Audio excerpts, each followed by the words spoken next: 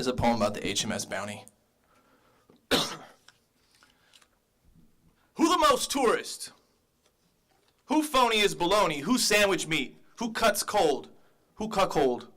Who foe is Tuso? Who poetic wax? Who feigned brilliance and bleed taxidermy? Who foundlings in search of wreckage? Who is anchored in doubt? Who write ghosts? Who temporary people? Who saint almost?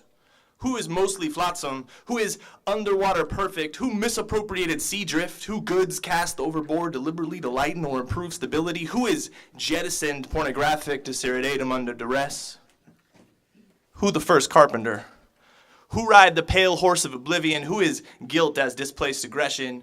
Who can laughs? Who Lagan love? Who is cellophane scorn wrapped in ambivalence? Who astroturf automaton? Who first degree formality? Who is grim reaper on tailfin of U.S. Navy F-14 Tomcat? Who fake as wedding cake? Who face paint? Who dance? Who ghost? Who blame? Who dance? Who unreal? Who is El Fantasma Orgasma? Who is only visiting?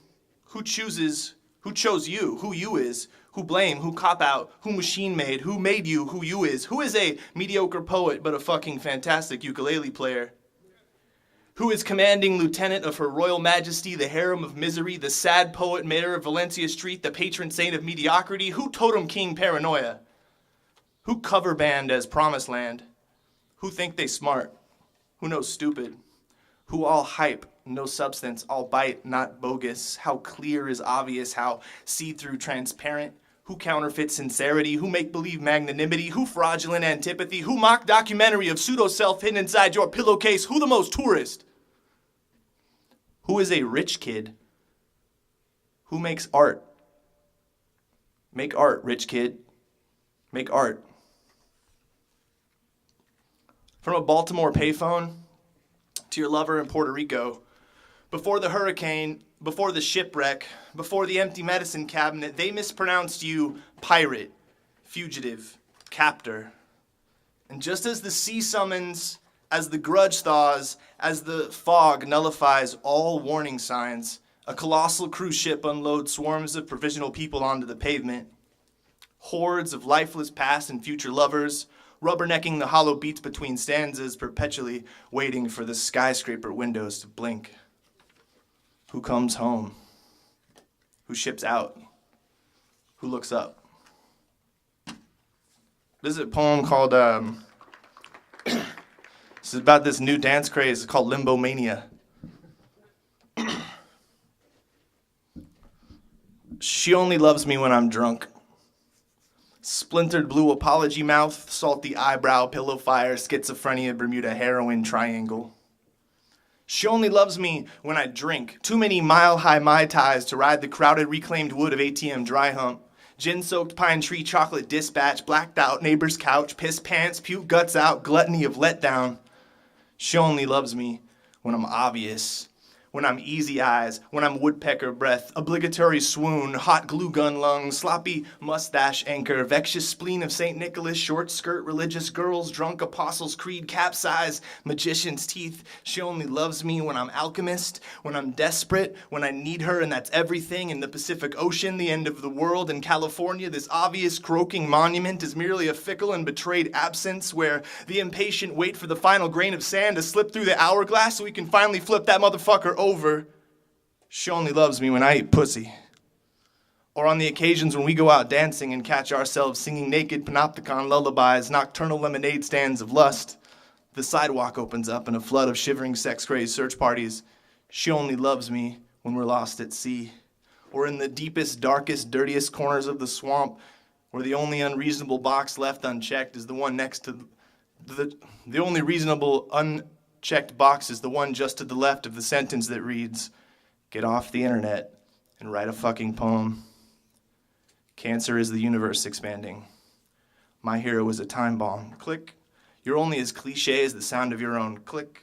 Name. Only as holy as the breaths. Click. You take underwater. Click. Seizuring phantoms of love. Incessant, inaccessible islands. A harrowing and immaculate glimpse of the once and forever habitual. Click. Come back to me, baby. I'm not afraid of you anymore. I stopped writing eulogies a long time ago. Click. I bet she'll love me when I'm dead. When I finally fall asleep to insomniac dreams, her love is the desert, and I was born there.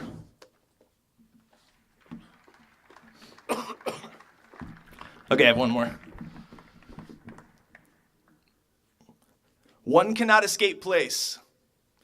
One cannot escape place except in words. One cannot escape place except in words because words are not places.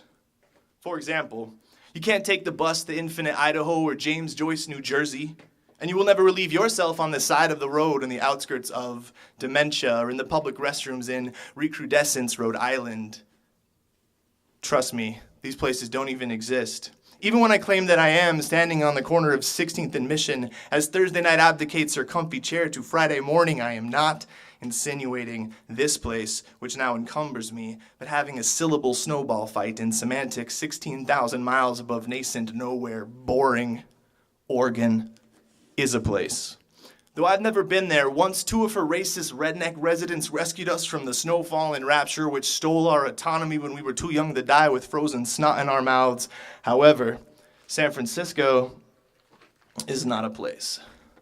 She's just 2 words, 4 syllables, 12 letters. S is standing in the line for the bathroom 3 spaces behind F and thinking to herself how she will never drink slow gin again because she go right through me. And F speaks ill about O, calling him the Antichrist and trying to convince all the other letters that this is not the line for the bathroom. This is a race war. And O pretends not to give a shit because he's a poet disinterested in politics. And as soon as that bathroom door opens up, it'll finally be his turn to defecate. When I say one cannot escape place except in words, I mean to say how I am afraid of this. We've become so used to words, we've begun to believe they exist, even though nobody's ever seen one.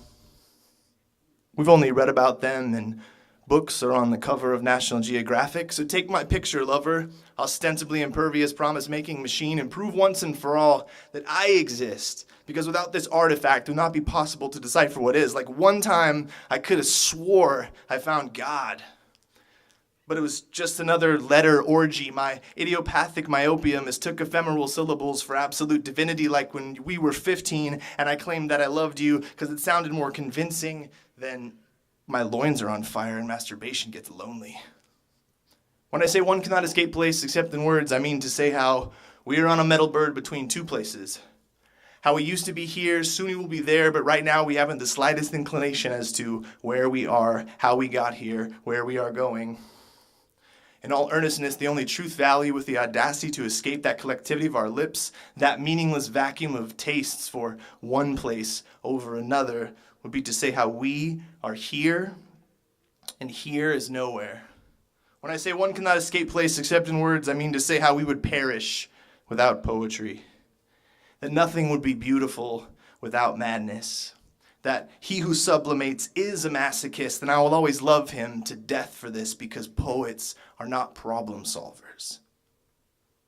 But when you sing, you only breathe through your nostrils. Sleeves cover your elbows, through which we can still see the soft topography of your collarbone, and every moment you become lightness, shifting your weight from access to excess in heaven beggars sketch caricatures of your likeness, while those of us still grounded in the temperate climates of treason would trade in the suspect gifts of our humanness just to shiver in your sunlight, walk barefoot on your trash can, and exhale through your exhaust pipes.